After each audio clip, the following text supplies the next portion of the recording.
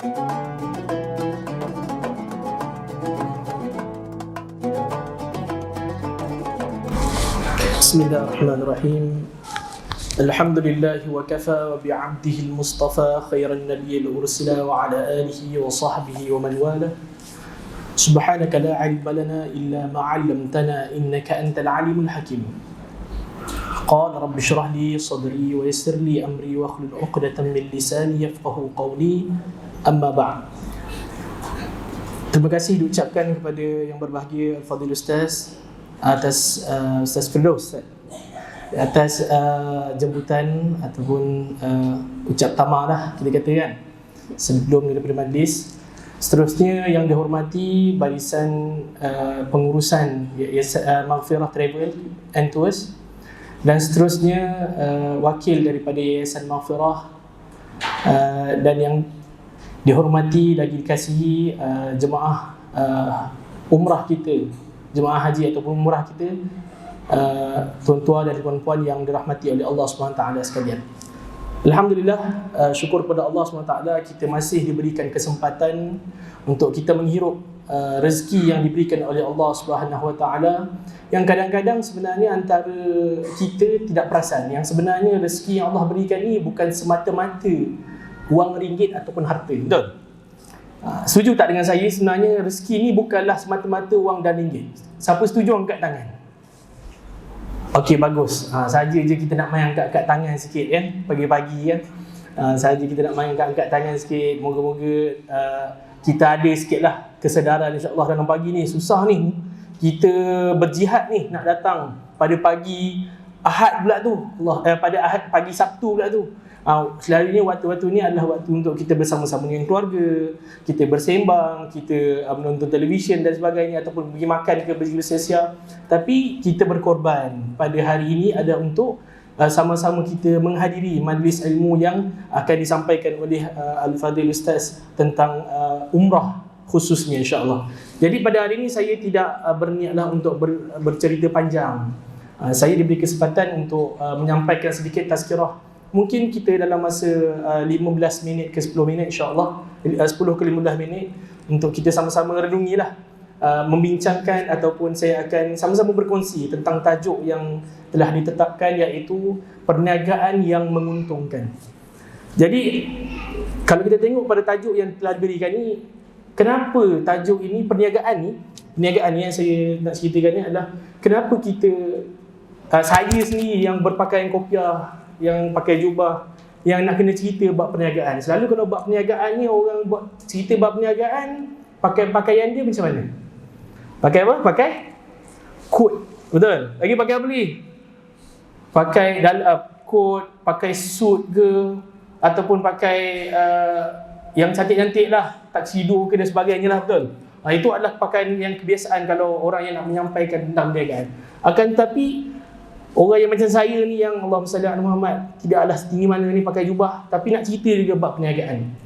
Jadi perniagaan yang saya nak ceritakan di sini adalah bukanlah perniagaan yang seperti mana ahli-ahli perniagaan yang lain, akan tetapi perniagaan yang saya nak ceritakan ni adalah perniagaan yang bersangkut paut dengan kehidupan kita di dunia dan di akhirat. Bukan setakat di dunia saja, malah di akhirat. Apakah perniagaan tu? Saya nak kongsikan kepada tuan-tuan dan puan-puan pada hari ini tentang satu ayat di dalam surah As-Saff yang berbunyi, ya ayyuhalladzina amanu hal adullukum ala tijaratin minkum. Kata Allah Subhanahu wa taala, wahai orang-orang yang beriman, kamu nak tahu tak? Adakah kamu nak aku ceritakan adullukum ala tijarah? Tijarah ni satu perniagaan yang menguntungkan kamu. Perniagaan yang menguntungkan kamu. Perniagaan apa pula yang Allah SWT nak sampaikan kat kita ni? Betul, Allah cerita pula ayat yang seterusnya, iaitulah perniagaannya adalah beriman kepada Allah dan beriman kepada Rasul. Itu saja ke? Tak, Allah sambung lagi. Ada yang ketiga. Yang ketiga adalah berjuang ataupun berjuang ke jalan Allah dengan menginfakkan hartanya dan menginfakkan diri dia ataupun nyawa dia ke jalan Allah Subhanahu Wa Taala. Nak katanya apa kat sini? Ada 3 perniagaan, ada 3 perbuatan yang kalau awak spend kepada ketiga-tiga perkara ni, awak akan mendapati perniagaan ataupun investment ini adalah yang terbaik. Malah Allah cerita pula untuk ayat yang seterusnya. Allah kata, siapa yang buat ketiga-tiga perkara ni, Allah akan berikan dia syurga yang mengalir di bawahnya air. Yang mana orang-orang yang buat 3 perkara ni akan kekal di dalam syurga tersebut.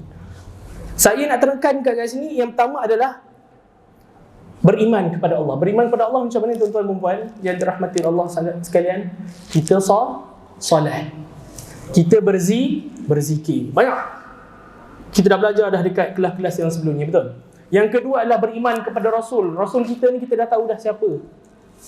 Siapakah nama beliau, nama baginda, siapakah keluarga baginda. Jadi kita kenal semua tu. Kita belajar dah dekat kelas-kelas sebelum ni. Yang saya nak tekankan pada hari ni adalah yang ketiga ini. Sanggup berinfak ataupun bermujahadah ataupun memberikan segala pengorbanan ke atas yang 3 ni, iaitu ke atas harta kita dan ke atas nyawa kita, yang mana sedang berlaku di bumi Palestin. Kalau kita imbau kembali, di bumi Palestin sekarang ni, para mujahidin kita sedang bertungkus lumus mempertahankan satu negara yang sepatutnya orang Islam pertahankan daripada musuh-musuh Islam. Bukan orang kafir semata-mata ya, bukan orang yang bukan Islam semata-mata ya, tak. Musuh-musuh Islam yang nak menjatuhkan Islam, kita pertahankan. Dan mereka di sana, sahabat-sahabat kita di sana sedang perjuangkan. And then macam mana kalau kita ni berada di Malaysia ni, jauh ni, nak pergi ni, kita pun tak boleh nak akses, tak boleh nak masuk. Hatta kalau negara kita pun PMX dah hari tu bagi tahu kan, kita bukan senang-senang boleh hantar tentera kita kena ada buat kolaborasi dan sebagainya, mana susah. Jadi bagaimana kita sebagai orang Islam yang melihat keadaan sahabat-sahabat kita di sana, apa yang kita kena buat? Kalau kita tak boleh nak sedekah nyawa kita kena sedekah harta kita. Kepada tuan-tuan dan puan-puan yang dirahmati oleh Allah SWT sekalian, yang mempunyai harta lebih daripada yang kadar ni, ini saya nak ceritakan satu perkara yang Allah sebut dalam yang Rasulullah SAW sebut dalam satu hadis yang diriwayatkan oleh Al-Imam Al-Baihaqi. Dawu mardakum bis-sadaqah. Rasulullah kata apa? Ubatilah orang-orang yang sakit di kalangan kamu, ataupun kalau kamu sendiri sakit, ubatilah dengan sedekah. Kenapa Rasulullah tak kata kalau nak ubatkan tu pergi cari ubat adalah dengan ubat sekian. Kenapa tak Rasulullah kata macam tu? Rasulullah kata ubatilah orang yang sakit di antara kamu dengan sedekah. Sebab apa? Sebab dalam Al-Imam Ibn Mubarak menjelaskan tentang hadis ini, ada satu sahabat ni, dia ni ada satu penyakit lah di bahagian lutut, nanah dan sebagainya. Rasulullah SAW datang kepada dia dan bagi tahu, engkau ada duit tak? Ada. Engkau pergi dekat satu kawasan yang memerlukan air, yang orang kawasan tu sangat memerlukan air. Pergilah gali lubang dekat situ, carilah punca air dan sedekahkanlah kepada orang kawasan tersebut. Lepas tu orang tu pun sedekahkan. Dan sesungguhnya ingatlah bahawa sedekah ini ataupun setiap air yang diminum oleh orang-orang yang berada di sekitar ataupun di kawasan itu akan menjadi pengubat dosa kepada kamu, dan Allah akan sembuhkan kamu dengan sedekah tersebut. Jadi kat sini saya nak ceritakan apa? Saya nak ceritakan apabila kita dalam keadaan sakit ni, kita fikir, ya Allah, aku dah makan dah ubat, ya Allah, aku masih lagi sakit, ya Allah, kaki aku ni aku tak boleh nak jalan lagi, ya Allah. Ingatlah Rasulullah SAW telah memberikan satu galakan kepada kita, satu cara untuk kita nak pulih daripada lutut kita ni ataupun daripada sakit kita ni dengan bersedekah. Macam yang Al-Fadhil Ustaz kata tadi, tak kisah sedekah ataupun macam mana sekalipun, RM1 ke RM2 ke, asalkan ikhlas. Niat kita adalah untuk membantu saudara Islam kita terutamanya. Hatta di dalam Islam, menggalakkan sedekah itu adalah kepada kalangan orang terdekat. Yang pertama sekali, kita punya mindset kita adalah sedekah ni, kita kena utamakan orang yang terdekat dahulu di kalangan kita. ahli keluarga kita, adik-beradik kita, ibu ayah kita. Ustaz, betul, anak-anak kita pun kena juga tu panggil sedekah juga. Walaupun tanggungjawab kita sebagai ibu ayah kena bagi makanan ke anak-anak, adik-beradik kita pun kita kena bagi juga, sepupu, sepapat dan sebagainya. Once kalau semua tu dah beres, kita dah tolong dah semua, barulah kita boleh pergi ke peringkat ataupun lingkungan yang lebih jauh, iaitu macam ni. Macam Maghfirah Travel buat ni, buat secara percuma tuan-tuan.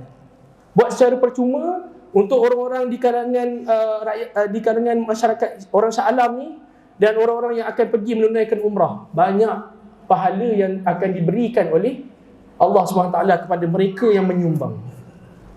Dan jika ada di kalangan tuan-tuan dan puan-puan yang memperoleh satu goodies bag, betul, yang ada tulis kat situ Yayasan Maghfirah. Yayasan Maghfirah sendiri membuat satu program yang bernama Infak Perigi. Seperti mana yang menjadi satu mengambil semangat daripada hadis Rasulullah SAW yang Rasulullah ceritakan, nak mengubati ubat ataupun nak mengubati sesuatu penyakit orang ni, mulakanlah dengan bersedekah. InsyaAllah banyak kalau kita tengok orang-orang yang sakit, orang-orang yang sembuh daripada penyakit, rahsia dia antara salah satunya adalah dia banyak bersedekah. Ustaz, betul ke orang bersedekah? Dia bukan ada kesan pun kat badan kita nak tiba-tiba sembuh. Kepada sesiapa yang masih lagi ragu-ragu dengan kelebihan ataupun keajaiban sedekah ini, maka kamu mulakanlah sedekah kamu itu walaupun dengan 10 sen. Nescaya kamu akan merasa apakah kenikmatan yang diberikan oleh Allah Subhanahu Wa Taala apabila kita menginfakkan harta kita ke jalan Allah Subhanahu Wa Taala. Adapun kalau saya nak ceritakan kat sini, ada satu hadis Rasulullah sallallahu alaihi wasallam yang menceritakan tentang orang bersedekah ni. Orang kaya ni dia ada kelebihan untuk bersedekah banyak ni, betul. Lepas tu tiba-tiba ada sahabat Rasulullah. Sahabat Rasulullah ni tak semestinya semuanya kaya. Yang kaya kita tahu dah, Sayyidina Abu Bakar, Sayyidina Umar, Abdurrahman bin Auf dan sebagainya, betul. Yang merupakan perniagaan yang tersohor, peniaga yang tersohor. Lepas tu sahabat-sahabat Rasulullah ada juga yang kekurangan harta, yang miskin. Rasulullah, okeylah kalau kau ceritakan, ni mafhumnya lah, okeylah kalau kau ceritakan kelebihan kepada orang yang berharta untuk orang tu bersedekah. Kami macam mana, kami tak ada duit.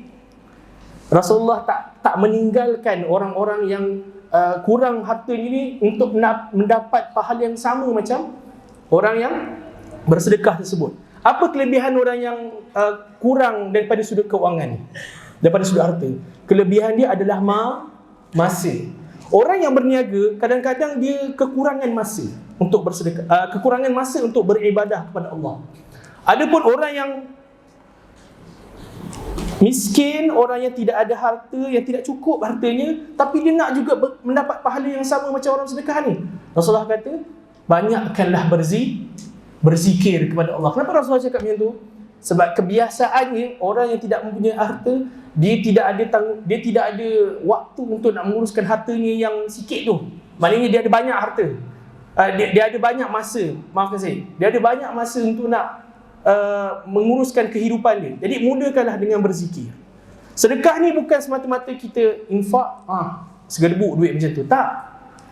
Dalam satu hadis Rasulullah ceritakan, orang yang memberikan ruang kepada orang kawan di sebelah, macam tuan-tuan perempuan ni kan, kalau macam kita ramai sekarang ni kan, kita tengok ada orang sakit, dia tak boleh nak duduk ni, kita ni duduk atas kerusi ni, kita, oh ya Allah, dia ni sakit ni, kita bagi kerusi tu dekat orang tersebut. Itu pun dikira sedekah. Lagi apa lagi? Membantu orang mengangkat barang, membantu orang untuk nak menjadi sukarelawan pada mana-mana program yang berupa dakwah dan sebagainya. Itu pun adalah salah satu tanda ataupun cara untuk kita bersedekah.